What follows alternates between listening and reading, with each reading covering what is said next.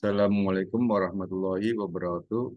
Nama saya Fahroji dengan mata kuliah Akuntansi Biaya kelas MJ 503 Prodi Manajemen PJ1 dengan nomor NIM 22020101097 dan dosen pengampu Bu Pustika Ayuning Puri SEMSI.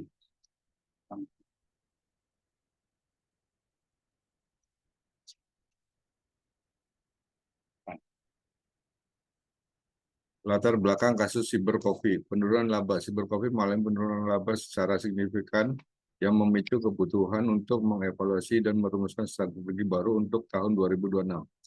Tiga opsi dalam menghadapi masalah ini, pemilik mempertimbangkan tiga opsi strategi: mempertahankan kondisi saat ini, meningkatkan efisien, atau melakukan ekspansi. Data operasional Cybercoffee saat ini, harga jual dan biaya. Saat ini harga jual per cup adalah 30.000 dengan biaya variabel 12.000 dan biaya tetap 45 juta per bulan.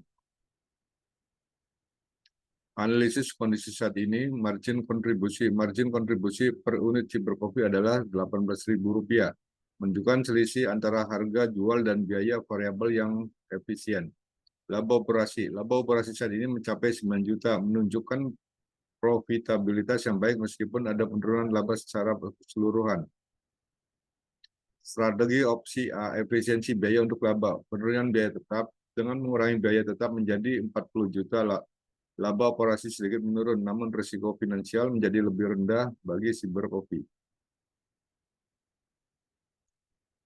Strategi opsi B, meningkatkan volume penjualan, dampak ekspansi bisnis. Opsi B berfokus pada ekspansi dengan meningkatkan volume penjualan hingga 4.000 cup per bulan, peningkatan laba dan potensi pertumbuhan. Dan untuk perbandingan opsi A dan B, biaya tetap. Opsi A memiliki biaya tetap yang lebih rendah sebesar 40 juta rupiah, sementara opsi B meningkat menjadi 60 juta rupiah, menambah risiko finansial.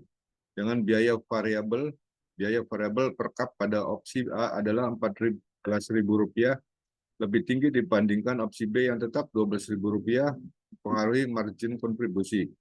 Dan untuk volume penjualan, opsi A mempertahankan volume penjualan di 3.000 cup, sedangkan opsi B meningkatkan volume penjualan menjadi 4.200 cup, menunjukkan potensi pertumbuhan.